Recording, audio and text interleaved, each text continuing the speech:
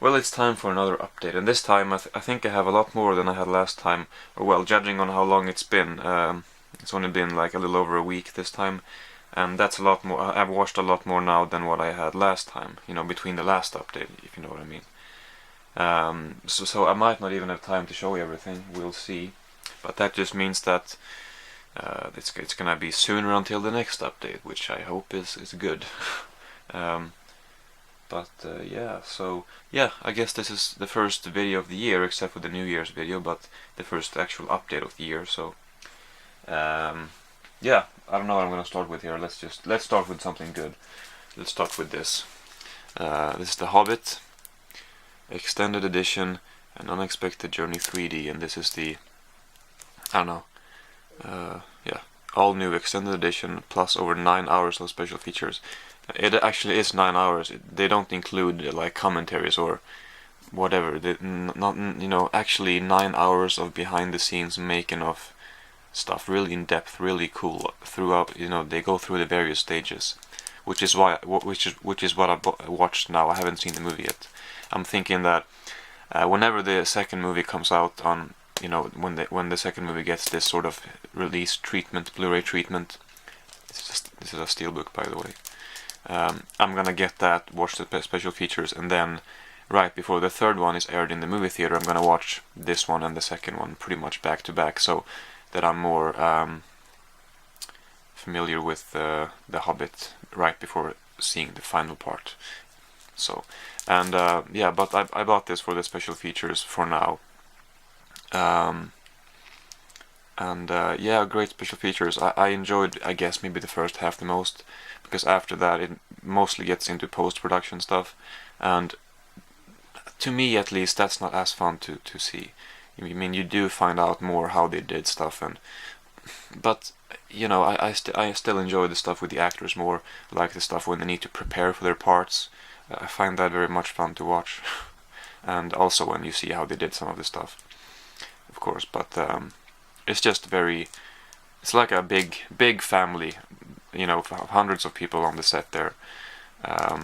So yeah, I haven't seen the movie yet, but the special features, I can really recommend this for the special features. If you wonder about this plastic, I don't know if they sell protective sleeves for these for steelbooks this thick, but I actually modified one. I took two and then I cut out the front and I sort of glued the sides together, so this is actually two with the fronts cut off. So it turned out okay. At least it gives you protection. It's not completely straight here, but anyway. But you know, I liked the movie when I saw it in the movie theater, and I liked the second one too, which I saw about a month ago, and yeah, I'm looking forward to the third one. Yeah, let's see. Let's just take another steelbook right away. This is E.T., which I bought some time ago, but I never felt like watching it really. But I did a couple days ago, and I saw the special features too. Has about, it says right here, 3 hours 27 minutes of special features. You know, sometimes this camera focuses and sometimes it doesn't.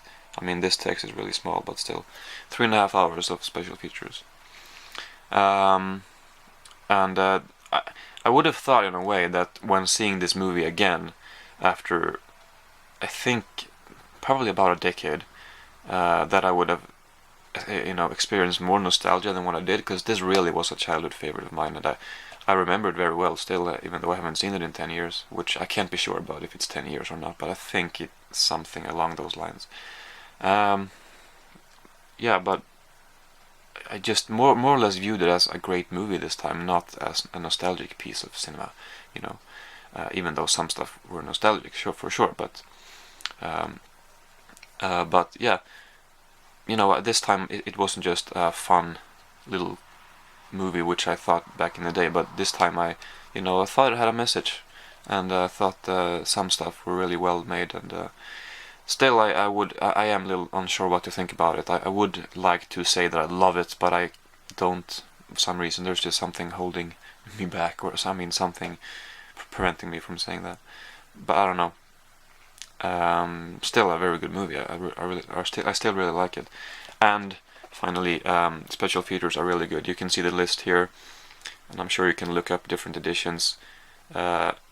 I mean, I'm sure that this edition is not the only edition which has these special features, because they were filmed in 2002 or something along somewhere there. So obviously they're not new, but especially I'd like to recommend this one if you haven't seen it, the E.T. Journals, which is about 50-55 minutes of exclusively archival footage from the set. A lot of behind the scenes stuff, and you see how Steven Spielberg really kind of not in depth, but really for quite a bit you see how Steven Spielberg directs, and especially how he directs the children, and he uses these kind of analogies to make them understand how they're supposed to act, and he really explains it well to them, and a lot of fun to see his way of directing there.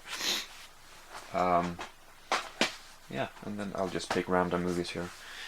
The Dudesons movie, which is a rental, which I did not know when I bought it, because I ordered it, and it didn't say that it was a rental. Anyway, I've seen this movie before, but it's not really a movie. It's more like a 1.5, or how long is the movie? Yeah, it's not that long. A 70-minute introduction of the Dudesons, really prolonged introduction, and you're like, when does the movie start?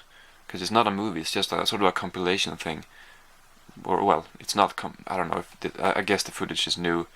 I can't remember if they included it in the show or not, which if they did, then it's definitely not a movie. But even if it's new material, it just doesn't feel like a movie, it just feels like an introduction of the Dudesons, as I said, if you haven't seen them before. However, and I have seen the movie before, so maybe that's why it's not that interesting to me now. I recognize these things very well. I didn't watch all of it again, I just watched some of it. However, well, this is in Swedish, but it says over an hour of new scenes, and there are some fun stuff which I haven't seen before, especially like might not have been that much more than 5 minutes, but still a clip from some festival where they were when they just caused complete mayhem, and it was a lot of fun to see. So I do like the Dudesons, but I don't like this movie right now. But I would recommend you to get this DVD if you can find it cheap, or well, maybe not this DVD, but this movie if it has these special features, because they were kind of fun to watch if you like the Dudesons. Then we have a very different movie, a short film about love, about by Krzysztof Kieslowski. I don't think these are smudges. I think it's on the cover. Yeah, anyway, this one would really surprise me. It's one of those movies which, half an hour into the movie, I liked it, but it didn't blow me away.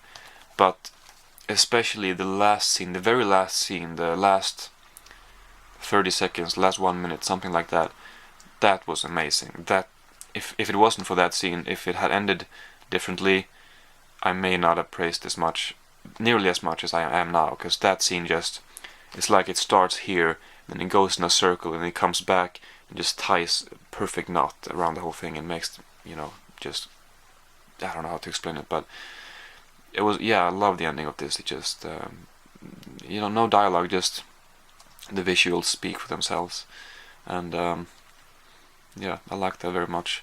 And then I read someone saying that this is the 1 hour 23-minute version, or the full movie. But then there is a 1 hour version, which is part 6 of the Decalogue series, and I've only seen the first 5 parts. And someone mentioned that the ending to that 1 hour version of this is much better. So obviously the ending is different there, and that makes me very intrigued to see, first of all, how that ends, what I think about it, and second of all, how can that be much better than this ending? Then it has to be a damn good ending, because I really like this ending. And I like these editions too. Just kind of... we DVD collectors always appreciate artwork on the back, obviously, and these always have that. Or I think so. And, very nice editions. Kind of digipack things. So I highly recommend this one. Then we have another one of those editions, Bandit Queen, which is kind of like about it takes place in India, very chauvinistic India, or very brutal India, very females, they don't have any rights at all. and so it's about this woman, the hell she goes through, close to literally, and then she gets her revenge, and it's a true story, and I think the actual person who went through this, who I think she was in prison afterwards, she sort of I don't know the word, but condemned maybe. But she didn't like this movie, I read, and I think she even said that she didn't want this to be shown at all, at least not in India, or so I don't know. But to me, this movie, to be honest, I don't really have anything to say that is bad about it. I just didn't speak to me. It didn't stick with me. I just didn't like it too much. There were scenes which were good. It just seemed, the cinematography was just, in most cases, apart from a very few sequences, just kind of plain and generic, and I just did not enjoy it too much. But I'm not saying it's bad. It just wasn't for me. Let's see. We have The Truman Show, which is a movie that I haven't seen since I was... Well, at least I can say that I used to watch it a bunch of times with a friend of mine when I was like 10, 11. And I've probably seen it since, but it's been a long time. And I haven't seen it many times since then, that's for sure. Anyway, really good movie. Some things I definitely picked up on this time, which I didn't last time, because then we just saw this as a fun comedy. Him freaking out about certain things, we laughed about that. But this time, obviously, I saw it with some pretty different eyes. Still find some of these things really funny, but it's a really terrific movie. Especially, I think, the first parts of these, because it's so subtle. I mean, the first part of this movie. So many details. They don't explain it to you very, very much from the first place. They just give you small, subtle things, which, since I knew what the movie was about already, I was like, oh, that's brilliant. And I don't think I picked up on that before, 10 years ago. I even think we might have skipped forward to the fun parts, because it's not really fun in the beginning in that sense. But anyway, great movie. Then we have Battleship Potemkin, which is a very notorious movie, and it's a big-time classic from 1925. And it's about the 1905. Well, I don't know what it's called, but it's a revolution that took place in Russia in 1905. But I don't know more about the revolution. I read about it a little bit, but whatever. By Sergei Eisenstein. This is a propaganda film, which I've never been too, clear about exactly what that means, but it always has put me off. But when I saw this, I didn't really view it as a historical movie that much, because it's so well shot and so well made that I just enjoyed it for the suspense and for the, in an aesthetic and artistic sense, which I think a lot of people do actually. They don't maybe care about the historical importance or the fact that it is a propaganda film. It's possible to view this in a completely